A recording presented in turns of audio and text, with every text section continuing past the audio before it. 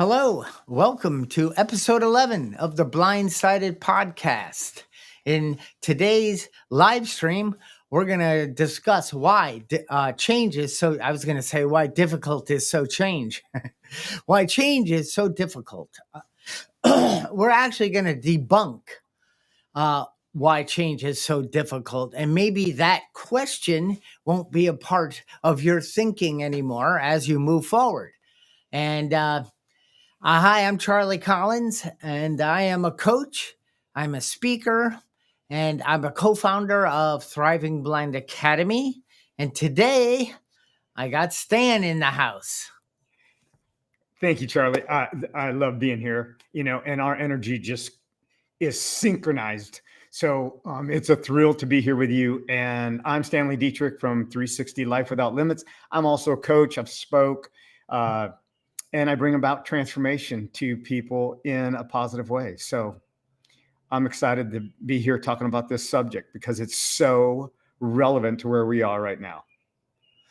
Well, after the past 10 weeks, each element kind of shines a light on the problem or a problem. And, as we know, if you have a flat, you have determined the problem. Now, there's different things you can do to get it fixed, but if you just understand or you now know you have a problem, it takes a decision, some action and things to solve that. And I thought, let's talk today about change because I don't know, it's like scary for so many people. It is. And the thing of it is, just like you said, it's scary. So we stick to that commonality of what is usual, not necessarily normal, but it's usual. It's that comfort zone of certainty. I'm going to switch us to the now I can have a little more flexibility. There we go. All right. So what we're going to do is just go over, this is not a 2-day seminar that, and I say that because there's layers, unpacking of things, but knowing some of the areas of why we struggle. We try to change and then we seem to fall back to our old way. And it isn't entirely the person's fault. Like, I'm not an idiot. I'm not a loser or stupid because I can't move forward. It is actually our psyche. It's the way we're built, and our brain's number one job. Well, I shouldn't say number one because breathing in the heart is a good job, but is keeping us safe. I mean, when humans were evolved, when you woke up, one of your biggest concerns was not getting eaten or staying alive for the day. That isn't so much our concern anymore, but our brains will, they get up and think, how can I help keep you safe today? And that could be the habits and the things we're doing that aren't serving us that well, but it's our, like you said, it's our familiar zone. It's what we know and it's what we do. Right. You made a great point, Charlie, about our brain puts us in that protective mode and that survival mode. And the idea is that the programs that we have in our mind, and you've talked about this before, about the pathways that our brain is making. And so we get into those programs and we get attached to them. And then they attach to us. And that's why change, I think, is a big issue. And people see it more of a mountain, as a difficulty, rather than as an opportunity, because it is a variety. It's different. And we're not talking like, oh, I'm going to go change my shoes, because that is a kind of change. But the shoes you're changing to are already have a relationship with your foot and brain. So the known of putting that other pair of shoes on is safe. I don't feel threatened or uncomfortable or, like this isn't right. It's like, it's okay. So I yeah, I don't know, about age 40, I always wanted to play the guitar, but I couldn't because I wasn't going to be good. And I mean, this was the old me thinking, I watched guitarists and they made it look so easy. And I thought, boy, I can't, I wish I was born with Stevie Ray Vaughan's talent. You know, I obviously he just had it. And yes, some people have the gift, and they can adapt and learn quicker, but that's not the norm. And you got to put work in. And so I had to change the way I approached it. So the way I thought about it. And Mhm. I started trying and I got frustrated. I gave up because it wasn't safe. I'm challenging my brain. And what does that mean? Well, neuroplasticity is forming new connections. What fires together wires together. And so our brains can constantly create new connections, which will eventually over time become a habit. But with the guitar, I wasn't sticking to it. I was giving up. Then I would say, let me try again. And then I started making a little progress. So, and then I stuck to it and I learned. But each time I approached learning, I had to change certain things. It's like the way I was doing it wasn't going to get me to where I wanted to be. Mhm. If I do what I did in 2023, then I will not go or be and have what I want to have in 2024. It's like, I remember saying, so, well, if you did what you did in 2017, you will not get what you want in 2018. And it's not so much what I want, it's more who do I want to be. So, Stanley, I stuck to it and I kept doing it and kept changing and looking at it. And change is a lot to do with thinking, not so much doing. Doing and thinking together form that DSP. We won't go deep into dendrite spine protuberances. Yeah. Yeah. You talked about Stevie Ray Vaughan, and that was maybe not an idol, but I'm going to use that word just for the simplicity. And you saw where he was at the point where you were, and that was what was making you want to give up. And it was that change, is that a lot of times we will judge ourselves where we are based on someone else where they are, and we miss that time frame between where they started and where we met them. And that change, that now you are like Stevie Ray Vaughan. And actually, Stevie Ray Vaughan is probably going to watch this podcast, and he's going to be reaching out to you later this afternoon. So just get ready for the big change. And it's just that. Stanley, just now I know for a fact you did not listen or follow because Stevie died many years ago. Uh, that's awesome. So anyway, I wanted to, we're just trying to lay some foundation and all, but one of the first things I have my notes today, fear of the unknown. So number one is like fear of the unknown. And I mean, the baby has two fears and it's getting scared, the unknown. And I forget the second one as a baby, but anyway, this unknown. So if like one of my sayings in business and marketing and thing was always same is lame.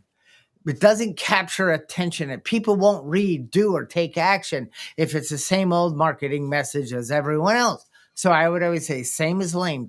Let's not do anything that they're doing because they are getting the results I don't want.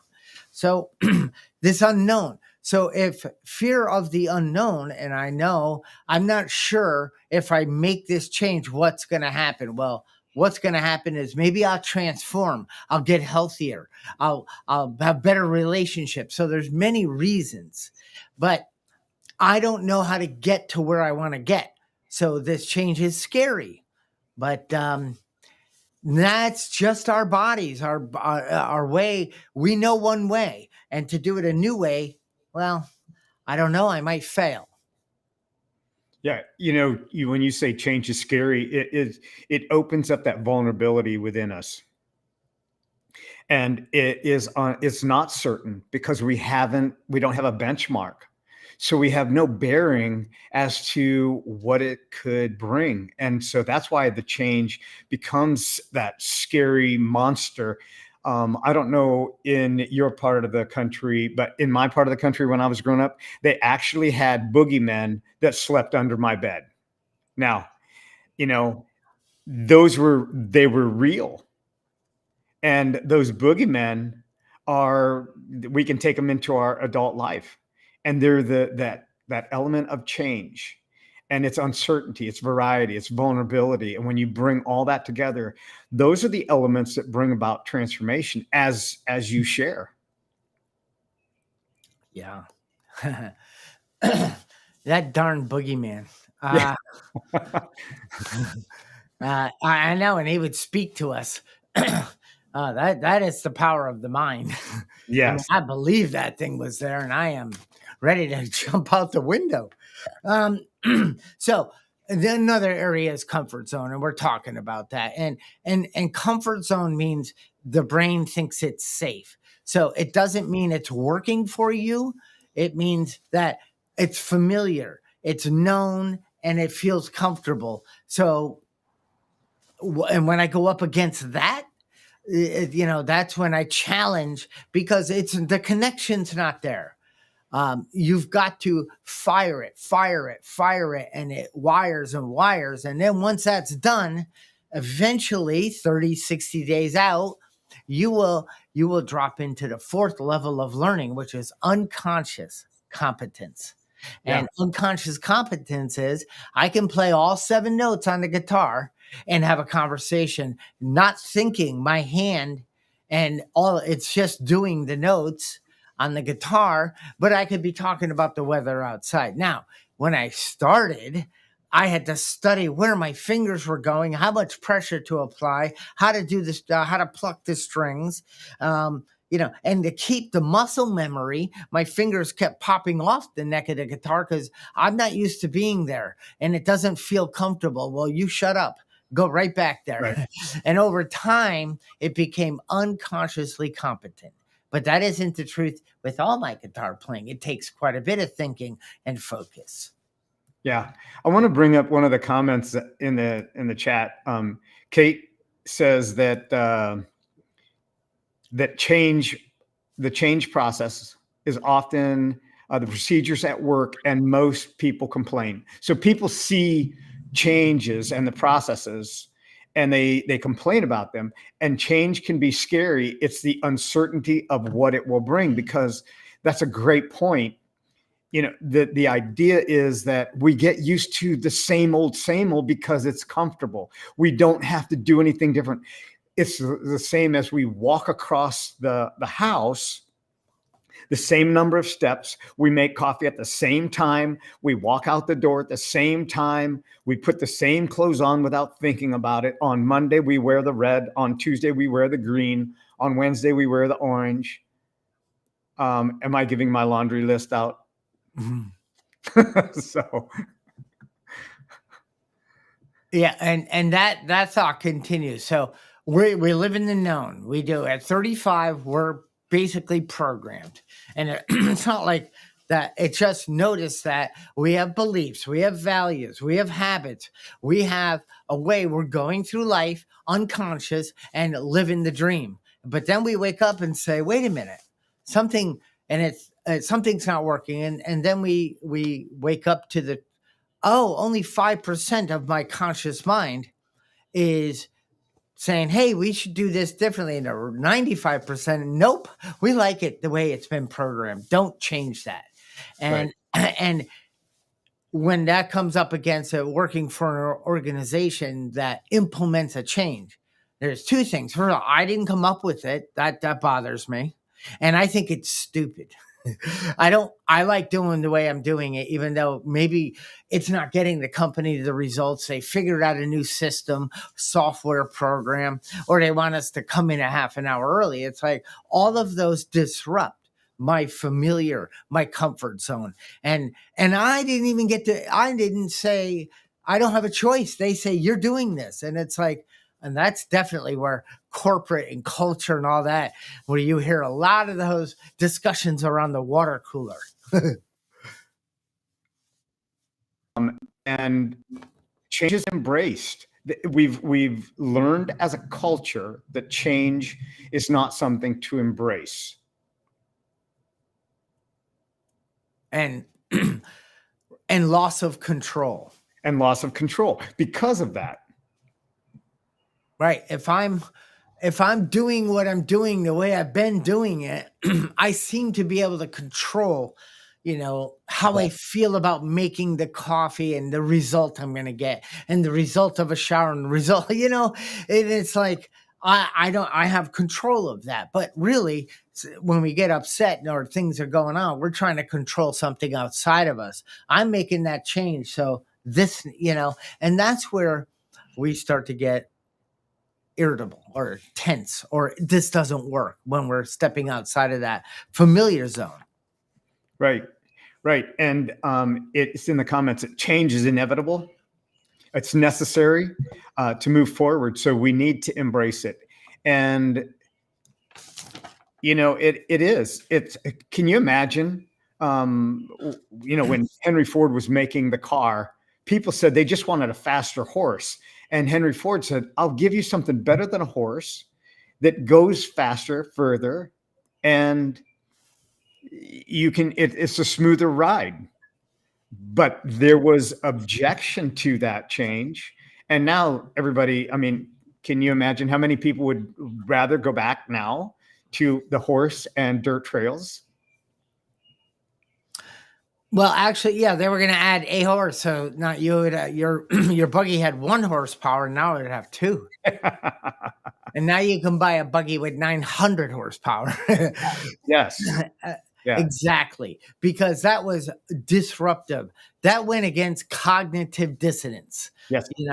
I have a set of beliefs and values. So at age 8, if you sat down next to me and said, there is no Santa Claus, I would be like, that's not possible. Why? Because to the deepest core of me, I believe in him. And I had experience. Presents showed up. And the house I lived in played it up. Everything was hidden. So there's no way there's no Santa Claus. I could never believe you until the day I believed it. And I was bummed. So that's where this cognitive dissonance, where I am so ingrained in the way I think and do, that if you disrupt that or tell me there's a different, maybe it's not a better way, but the only way you can determine that is to try to do something different and see if the results you're getting are moving you in a direction of improvement, because constant and never ending improvement is something I could get a little obsessed in.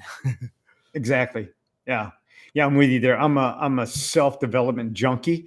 I'm constantly pouring into my mind new books, new ideas, new thoughts. Even if I don't agree with the author completely, there's elements that I can implement.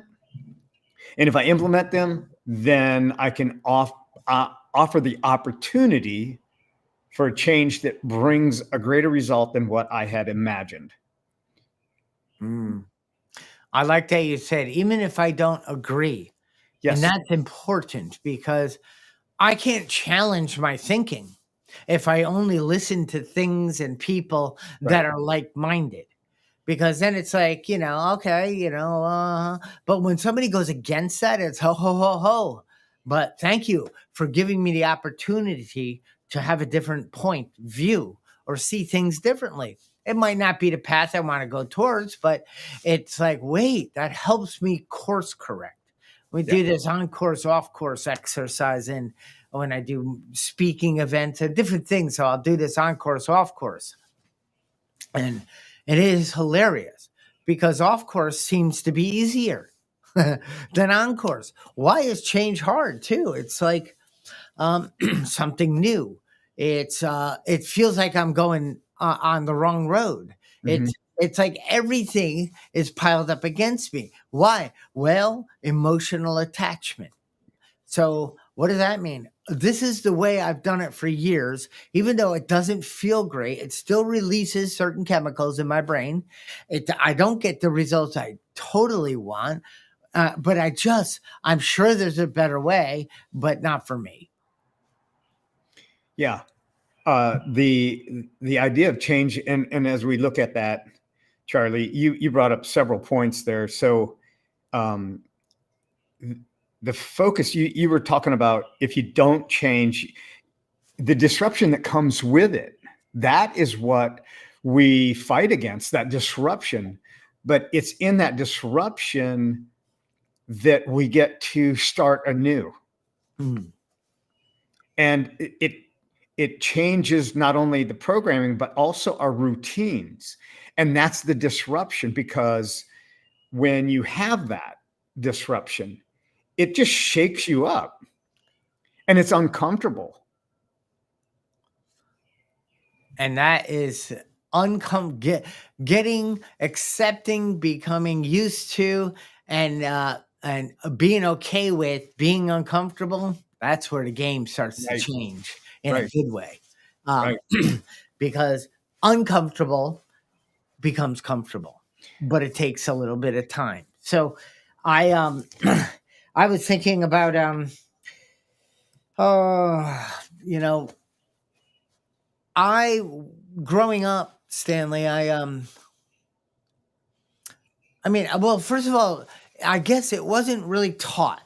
Like they didn't have in school systems like today we're going to talk about personal development. Right. And what that is basically getting to know yourself, getting to understand that thinking creates an action, which creates a result, which creates a feeling, which creates emotion, and that area is where you are a product of the way you think.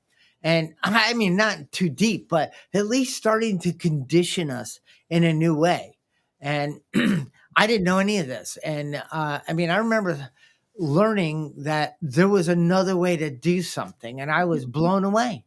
I'm like, how come I'm so stupid? I didn't see that. It's because we don't see outside our tunnel vision unless we read a book, we come to a podcast like this, and we get challenged. And it's like, a new pair of glasses. I can see a little better. Right.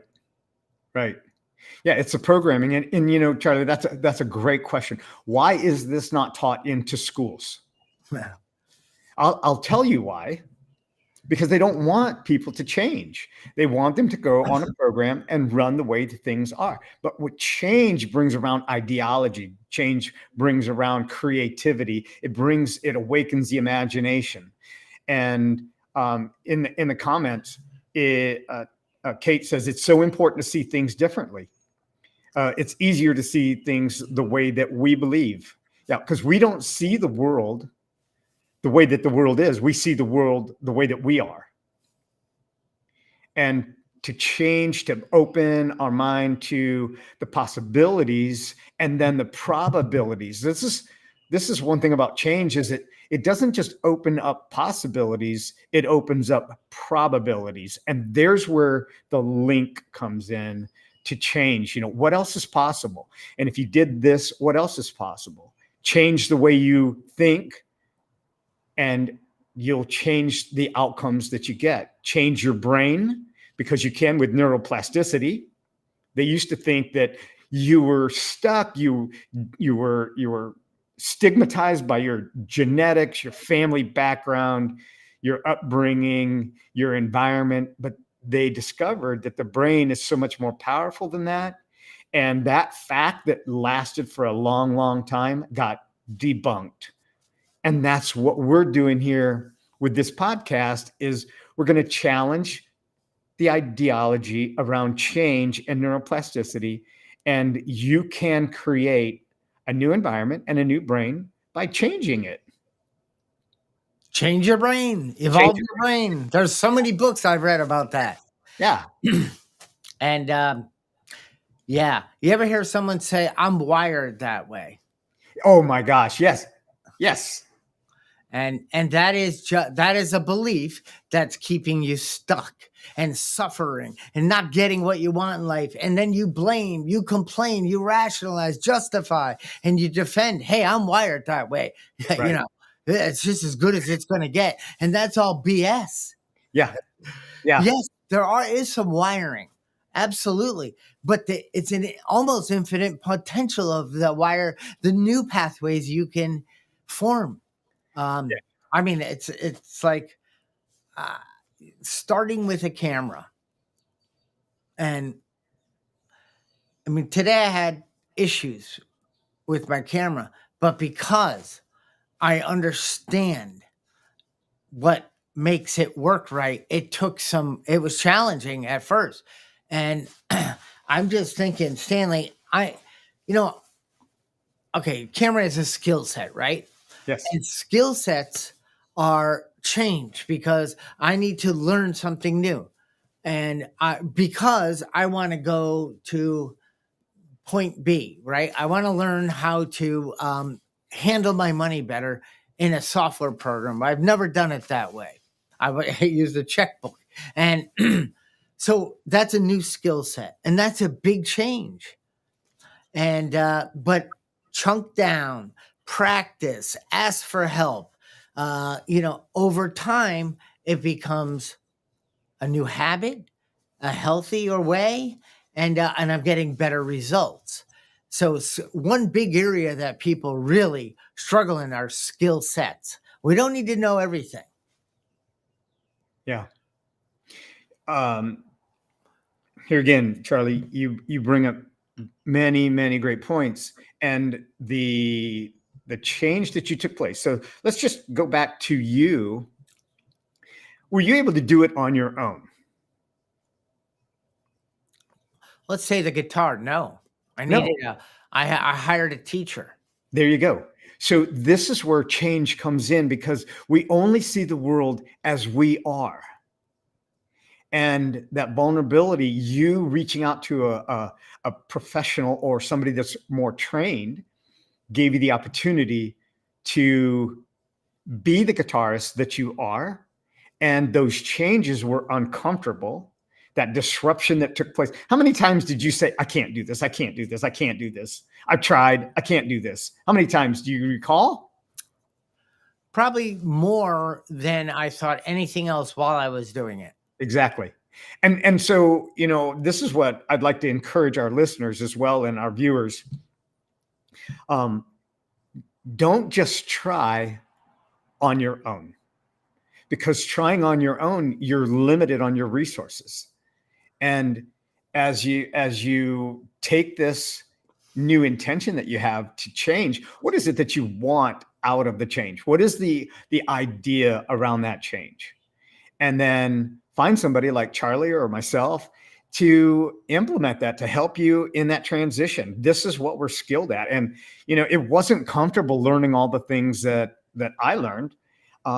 And it was getting back up and doing it again and again and again. And as repetition, it's not just one time. That's what I'm hearing you say, is that as many times as you played guitar, you were ready to hang it up. How many times? Endless. And you finally got that note and you made it to the seven, you made it to seven chords or seven stanzas. I'm not a musician. As Charlie has already shared. Thank you very much. You're welcome. So, it's the idea of what is the change that we desire and how are we going to go about doing it? And what I say is, if you could implement the change that you want and you could do it on your own, you would have already done it. So offer yourself the gift of allowing somebody else to speak into you and share with you what Charlie has done. Oh, Stanley, social influence Yes. has an incredible pull on stick to itiveness. As in, hey, I'm going to eat this certain way for 30 days. And I'm only doing it because I don't know if the book's right. I don't know if these people, they believe in it, but I don't yet. And Right. how do I get to believe in something is that I I do. And all of a sudden I start getting the results that I was hoping for. But during that, hey, you want to get pizza tonight? I can't. But then, hey, you want to do, hey, this social influence, or people say, why are you doing that? Or, it just feels like nobody's agreed to, for your change, and they don't need to. But social influence is so, it can either pull you away from or help lift you up. Like, I don't go to CrossFit gym. Well, I don't anymore, but I didn't go there um, expecting to talk about McDonald's. I I went there and they helped lift me up. Why? They were all had the same why. They wanted to get healthier, stronger, and that's what I wanted. So behind these changes, you got to have a why. Like, it's not just because I feel like walking to the left instead to the right, because each time I go to the right, I trip over that crack and fall down. So now I'm going to go to my why is I want to enjoy my walk more. I want to stop getting cuts on my knee, stuff like that. So it's critical to have a why. Yeah. Yeah. And understand your meaning behind that why. What is it going to give you? What is this change going to bring about? And to demystify what that change could actually offer. It's a simple ledger sheet, pros and cons, pretty simple. And your title was simple but not easy. Yeah, it is simple, and it's going to be a challenge. It's going to be a little bit difficult because it's going against the grain, and it's not quite as hazardous as petting a cat backwards. It's not quite that hazardous. Okay. So, understand that as you do this, as you make these small implements, these small elements of change, it doesn't have to be, you can't climb Mount Everest if you've never climbed a hill. So climb a hill, climb an upgrade, and then the hill, and then Mount Everest, and then, if you so decide that that hot shower is not giving you all the results that I keep telling people about, turn that sucker to cold. That'll bring about some change. That'll bring about some ideas in your mind. And it can be your friend. It can be your companion. And the doors that it opens are amazing. They really, really are. You said that turning it to cold will certainly bring some change. The first, either I will jump out or say that was the dumbest thing I've ever done, because I've slowly been doing it. Like, I'm not the guy that just goes to cold. I keep going a little more, like, this is so dumb. Oh my God. And then the mind can move me away from the focusing on the suffering. Yeah. And that, and the benefits of cold plunging and all that, we're definitely not going into that. Right. Our other venture, we will. But this is, you got to experience. You can't, so I shouldn't say can't, but here's a good clue. Have you ever noticed in others things they should change? Of course Right. you have. Did you ever give them suggestions or say, all right, yes, we all have. Do you ever get frustrated that people keep doing the same bad behavior, we'll call it, and getting the same results, and they don't see it, but you do for them, and you can't understand why they won't change? Well, guess what? If you've done that, that means you can control your own life and make the changes. One of the things I notice is if I spot it, I got it. If Right. I see something I want changed outside of me, and once that change happens, it'll fix me, is a lie. If I bring the change, that you want to see in your family, in your corporation, in your game of life. And you will notice that that problem outside of you disappeared because it never was. Yeah. Be the change that you want to see and stick with it. The thing of it is that when you step out of that normal, or I didn't want to call it normal, I want to call it common, because normal is so exceptional that most people don't even know what normal is. So normal is an exceptional level. It really, really is. And so be the change that you want to see and stick to it. And one of the things that I always offer is, if you change the things you see, the things you see will change. And what I mean by that, okay, is that's kind of one of the things that I give my clients to do. It's a simple exercise. So if they tell me that they walk in a certain path or they drive to work in a certain pattern, it go the same way each time, I say, change it up and go a different way. It may take you an extra 2 minutes or 5 minutes. But if you change that, now you begin to notice things differently. If you walk in a certain path, if you change that order, you walk backwards, not walk backwards, but wherever you start, finish. And wherever you normally finish, start. And you begin to notice things differently because your observation is opened up. And if a simple practice like that can do wonders in your mind, what else is possible? I'm with you there. It's like if I'm tired in the afternoon, the TV and the programming out there will let me believe that a Snickers bar is a great pick me up, and there's not a lie in there. It is. It gives you a bit of a pickup because it floods you with toxins, well, and sugar. But after that pick me up, something else happens. The body, whatever, it doesn't process it well. It's not. But the TV told me, this commercial said, yeah, this is the solution to your afternoon tiredness. So, but deep down, do I know maybe I should get to bed a little earlier? Or maybe I should drink more water? Or maybe I should exercise a little bit? I mean, there's so many things that we probably know to do, but it's uncomfortable. It's not what I do. What I do is I don't want to leave my office. I just want to keep going. And that's where, Stanley, this competence too. If I'm doing my something a certain way that I've been doing, I'm competent, right? Right. Think of driving a car for those who can and have licenses, which I don't, but I can drive.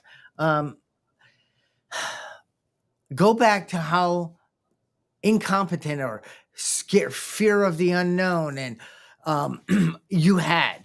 And oh my gosh, how do you know how much to turn the wheel, like to go that way, and how much brake pedal pressure to stop in a certain amount of distance, and the gas pedal and bumps and all this new connections were going wild in your brain. And you just kept going and kept going. Now, then you become unconsciously competent. What does that mean? That means you can drive, have a conversation on the phone, eat, accidentally look at your phone. You can, do all sorts of things and you get to where you're going. Now, when does that change? Well, if you're on the highway and you got to do lanes or you got to get off, or all of a sudden that I can do all these things, laser focuses and you pay attention, then you go back to. And that's what's going to help us make little changes in our lives, because little changes, you don't need to change everything in the biggest one. Start with something very little and do it, and then appreciate yourself, like celebrate the win. That was nice. Tomorrow I'm going to do the same at this certain time. There's no exceptions. And you'll notice when it gets close, or in that morning, you might say, I didn't sleep that great last night. I do have this going on today, and I think it would be okay if I skip that walk I planned on doing. I'll just do it the next day. It's no big deal. You're done. You're toast. You're allowing your conditioning to run the show and not the you that wants to transform. Yeah, when we can see a picture of what we want out of the change, and we can see the result at the end. Start from the end and work your way backwards. And like you were saying, Charlie, you impress me. I share you with everybody that I know. Your abilities and the things that you do are absolutely impressive. And I'm not just saying that just to pump you up. I'm telling you authentically, you're an impressive person and you overcome obstacles. You bring about change in your own life. You set an example to others that they watch and they go, how do you do that? And it's those uncomfortable states. And then you're talking about riding a bike. And it is this small adjustment that changes the direction. And that's what a change really is. And these are the small adjustments that I've seen you do. I've known you now for 4 years, and I've watched these small adjustments bring about a massive trajectory change. And it's impressive. And I know you didn't have me on here. You haven't paid me to say this. But I just think it needs to be brought forward. And we need to celebrate those small changes that we've made so that it sets up success, because success leaves clues. And as we change the way that we see ourselves, the way that we present ourselves then becomes different as well. Well, thank you. And yeah, it didn't stroke my ego what you're saying. Sometimes I used to be embarrassed by people complimenting. I'd be like, stop saying that. I don't deserve that. And I don't attach. I just listen. And Stanley, you know what's a miracle is that you're on this right now with a microphone, a camera, and you did something and you have no idea what's going on, but it's working. Right. I remember you've come like amazingly. Technology in you is like roofing in me. I just don't get it, but it is a skill set that you had to, as hard as it was. This is an area for you that if I never have to learn anything in technology, I would be happy. But you began with the end in mind. I want to run my postural company, helping people stop suffering and don't accept that pain in your back, because you can have the one in your neck though, because you're a pain in the neck. But anyway, you challenge people. So I've been living with this for 15 years, and you were in the construction industry and you saw a lot of pain. So you went to school, you learned, and I mean, come on, it's like what? But part to get to more people and do what you want to do and be who you want to be, you had to learn technology. Exactly. Not all of it, but the pathway that'll allow you to, because you begin with the end in mind, right? Right. And I know you and I've had these conversations. And we'll have more. And we will have more. I know, but I was helping you with something, and you're like, I'm like, are you there? You're like, yeah. Well, I'm lost. And I'm like, well, it's pretty simple. Yeah, it isn't to me though. Okay, well, then you need to find someone else. I would never be a good teacher. Now, coaching and helping people learn and see things differently. Well, the way they see themselves is the way they see everything, right? And that is an area that I thrive in, because I embrace that every day. I love change. I love doing new things. I love going down that uncharted territory. Let's see what's going to happen. Because if life, it's how I respond to the environment change, like the stuff outside of us that changes. It's how do I respond to that will determine my outcome. If I react and kick and scream and think they should never have done that. Our town's making a change. I think it's so ridiculous. It costs so much money. I got to get on the town council and teach them. No, it is what it is. I accept it. And, unless it's really bad. But you know what I mean? That's the things in life too. That social influence that keeps us, again, stuck. Yeah. Yeah. So just to pump you up just a little bit more, Oh, boy. Trish says that you are her inspiration as well. And I would imagine, Charlie, that there are many people that are inspired by you, and you didn't become as great as you are born that way. You worked on it. You pressed through the obstacles and turned them into opportunities, which then opened up possibility to more probabilities, and the changes that have taken place in your life. One of the things that, and I don't want to go too far with this, but when somebody comes up to me and goes, "You haven't changed a bit," and I'm going, "You don't know me. You have no idea who I am," because I have changed drastically since, they're looking at the outside. I'm looking at the inside. And so often we judge our abilities by what is on the outside appearance without any words, without anything. But the inside, what's changed on the inside, once you began to speak, people come to you and go, "Man, you're so different than I remember you 20 years ago or 10 years ago or even 5 years ago." So embrace it. Yeah, and we do see the people. We go, "Wow, you look great. What's the secret formula?" And they might say, "Well, I meditate, I eat healthier, I walk or I exercise, I go volunteer." It's like, and because I did all that, I am much healthier, happier, and wealthier. If you Right. go into a corporation and say to the marketing department, "I'm going to come in and help you uh, figure out approaches and processes and systems that will double your results from your marketing," which of course to them is make more money. Or if I'm going to go in and say, "Hey, to the sales field, I'm going to show you guys how to double your income, work less, and get and and how to tolerate these irritating people you work with," some of them. And that person's thinking, "Oh, good, they're going to come in and tell my boss to pay me more money and to fire the people I don't like. Then it will be better." And that isn't the truth. So, you got to market a certain way to get into the place. And then all it is personal development.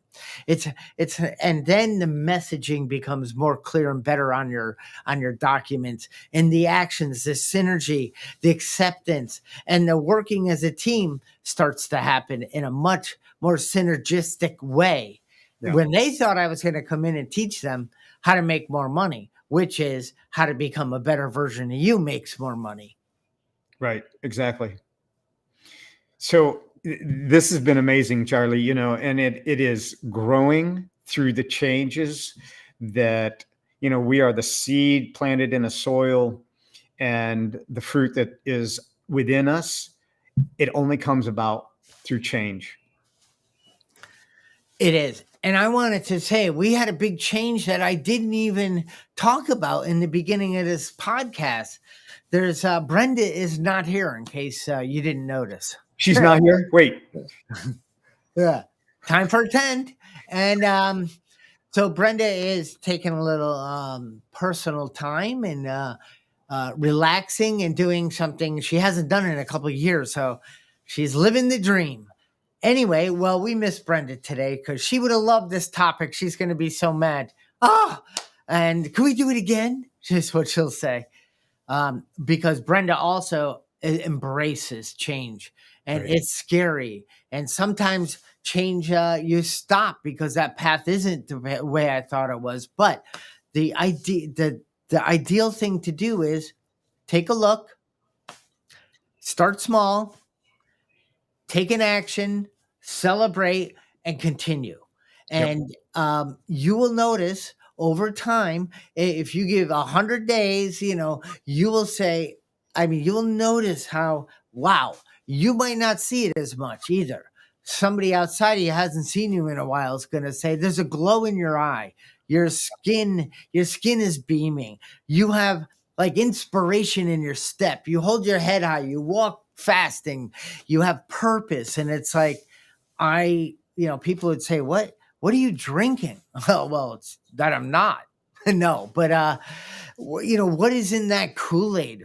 What are you doing? And like you said, Stanley, it has been years of practice. Mhm. And the beautiful thing is it hasn't slowed. Like, we keep evolving. The spiritual connection, relationships, new people, new opportunities, try to go down this, like starting a nonprofit.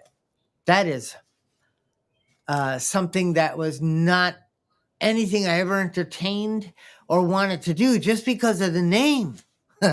Non and profit. That's like disability. It's stupid. And I went into it and I've learned and I've done, and I'm having some success with it, helping more people. Well, that's fantastic. And I think that's a great way to bring this to a close. Yes. Well, thank you, Stanley. You rock. I enjoy our time together. This is very selfish. This is and not really, because you and I would do this in an hour from now with no, not connected to the internet, and that go, oh my God, Stanley, it's been an hour. I got to go. Because we thrive on this stuff. Yeah. And, I want to help people. I want to give it away. I want to show others a path, because I know each and every one of us thinks it could be better. It could be different. I could have more. And yes, you can. That's a good thought. And it starts with today. It does. It does. Well, thank you, Stan. And we will see you next Saturday at 9:30 a.m. Same place, wherever you're logging in from, or whatever platform, whether it's Facebook, LinkedIn, YouTube, that you are streaming and watching us. We appreciate you and thank you for coming, and we'll see you next Saturday. Bye-bye.